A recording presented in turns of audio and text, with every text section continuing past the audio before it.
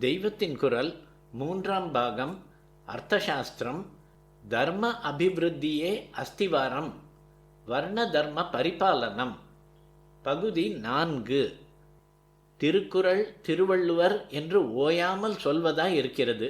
திருவள்ளுவர் பொருட்பாலில் ராஜ தர்மத்தை சொல்கிற இடத்தில் பெரியாரை பிழையாமை என்றே ஒரு அதிகாரம் பண்ணியிருக்கிறார். ராஜாக்கள் மகான்களை ஆசிரயித்து அவர்களுடைய மனம் குளிரும்படியாக பண்ண வேண்டும்.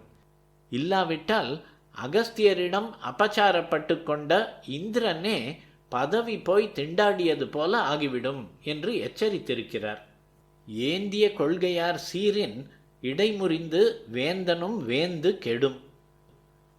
தர்மசாஸ்திரங்களை கேட்காவிட்டால் ராஜா கேடுதான் அடைவான் என்பதை நேராக அப்படி சொல்லாமல் சுவாரஸ்யமாக மாற்றி அரசனை பார்த்து கேடுதான் அடைய வேண்டும் என்று ஆசையாயிருந்தால் சாஸ்திரப்படி கேட்காமல் பண்ணு என்கிறார். கெடல் வேண்டின் கேளாது செய்க. ஆக தர்ம அஸ்திவாரத்தின் மேலே மகான்கள் காட்டுகிற வழியிலேயே அரசாட்சியை நடத்த வேண்டும் என்பதுதான் திருவள்ளுவர் காட்டும் நெறி.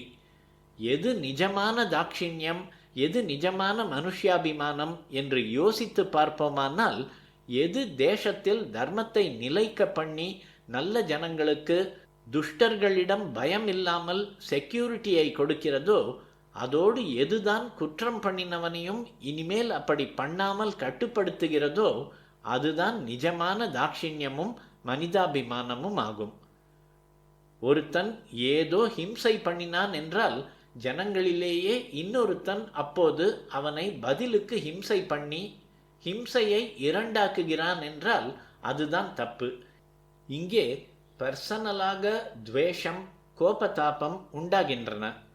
ஆனால் ராஜாங்கம் என்ற ஸ்தாபனம் ஹிம்சை செய்த ஒருவனை பர்சனல் காரணம் இல்லாமல் தர்மத்தின் பொருட்டு சிக்ஷித்து அவனுக்கு ஹிம்சை தருவது இப்படி அல்ல.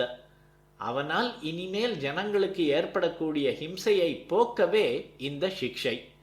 சிக்ஷை என்பது முன்பு அவன் குற்றம் பண்ணினான் என்பதற்காக மாத்திரமின்றி இனிமேல் அவனை குற்றம் பண்ணாமல் இருக்க செய்வதற்கும் ஆகும்.